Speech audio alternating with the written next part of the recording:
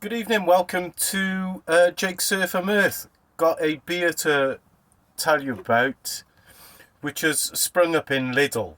It's by Beinn Brewing, New England IPA. It's Beinn Hazy 5%. It's available in Lidl's. Now, basically, what this is Stewart Brewing, who've been in the Lidl Beer Festival a couple of times and had other beers in Lidl, such as their Small Giant, which isn't very good. But there's other beers around the country that you can get hold of. But in South Wales, we can only get... Well, recently we've only been able to get the Small Giant and the New England IPA. But as part of the beer festival, this came in. And I've had a couple of cans of this. I think I've had about 3 or 4 over the course of the last 2 to 3 weeks. And I wanted to talk about it here today. I found it to be a little bit inconsistent. I've had like one very good, but then there was one which was absolutely brilliant. For the price, you can't go wrong, because it's like £1.59, 5% New England IPA. What's not to like if it's, halfway decent, especially when we're all kind of like tightening our belts a bit at the moment. Plus, as you may be able to see from the colour on me against my t-shirt, it's absolutely sweltering in South Wales at the moment. I'm in Cardiff, and it's been the best part of 32 degrees here today. So what you need on a Friday when it's like that is a decent tropical hazy New England IPA. Now obviously this isn't going to be anything near what you get if you spend £3 or £4 a can, but hopefully you get something which gives off the tropical flavours from mosaic hops and citra hops, which is generally what's used. So what we have here is pouring out kind of hazy.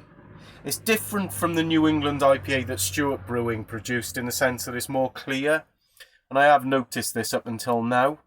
But it's it's good carbonation, decent head on it, which it's holding on to, a bit of a foamy head. It's not like a thick, gloopy head. Like I say, it's a 5%er, so it's not a big hitter, but it's not like by any means,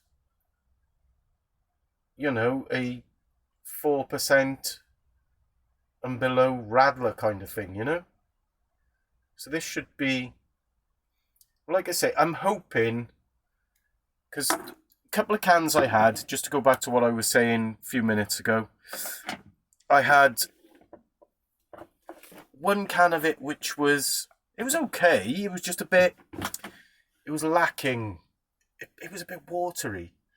And then I had another tin of it straight after that, because I'd bought like 2 or 3 tins, and I was like, oh god, well I might as well get this out of the way. And it was like first of the day as well, so I wasn't thinking it because I was drunk or anything. It was really, really good. And this one does look like the good one that I had, in fairness. So it's holding on to half a finger of whitehead. It is, well carbonated for a New England. The carbonation is, I think with New England IPA, you want to see it moving a little bit slower than that. And obviously proper New England IPA is 6% plus. This is 5%. So just calling it New England IPA, I want to call it New England style IPA if they were being perfectly honest. But if you're going into Lidl's, fair enough. So we've got ingredients: barley, oats and wheat, obviously water. So I'm hoping there's some hops in here as well. Hang on a second. Oh, it contains, sorry, not ingredients. Contains, I should have worn these. Brewed in Scotland using American and German hops. Visit us at lidl.co.uk. So this is properly brewed for Lidl. I think it's going to stay in there. And if this is one of the better tins of it, I really won't mind if it stays in there. And I'll be buying a lot more, because we can't afford, like, you know, £4 plus a can of beer, you know, at the moment, can we? So we have to dive in with stuff like this and make do. And that's what I intend to do. I got no shame in it. And neither should you. Cheers, guys.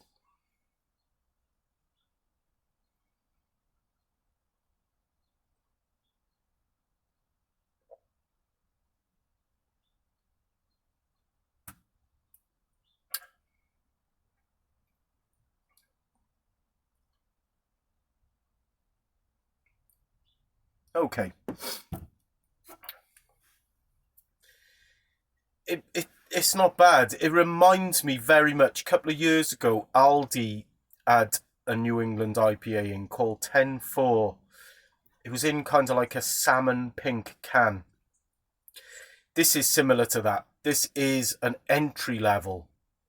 It does have like a really nice bitter back end. It's almost virgin on tinny, but it's very, very lemon peely.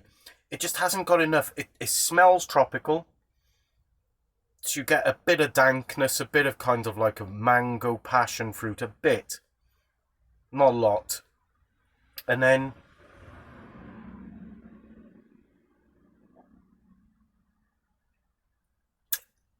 you know, it's got a good body. There can't be a massive amount of oats in there because it is kind of like fairly. I mean, it's kind of like it's just getting to the where there is, you know, that lemon peel. There is a little bit of tinniness, which is a shame. You know, it's not brilliant, but it is definitely a beggars can't be choosers New England IPA. Um,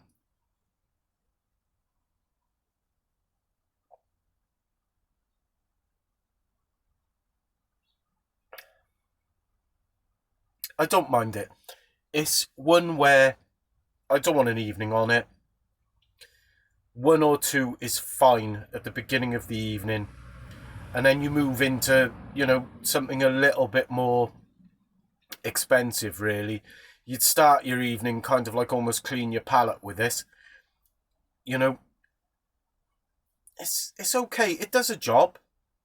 I give it like a 5.5, 6 out of 10. If you're scoring it properly with the price, definitely a 6 out of 10. Um, Not to be avoided. Don't rush out and buy it. But if you're passing by, it's worth picking up one or two. That's the long and the short of it. Thanks very much if you're watching for the first time. I've had a couple of people watch for the first time lately. I only do this for my own amusement, really. So if anyone else watches, I'm really chuffed to have you on board. Thanks very much for giving me your time. Enjoy your beers. If you've got any to recommend to me, I'd love to hear from you. Cheers, guys.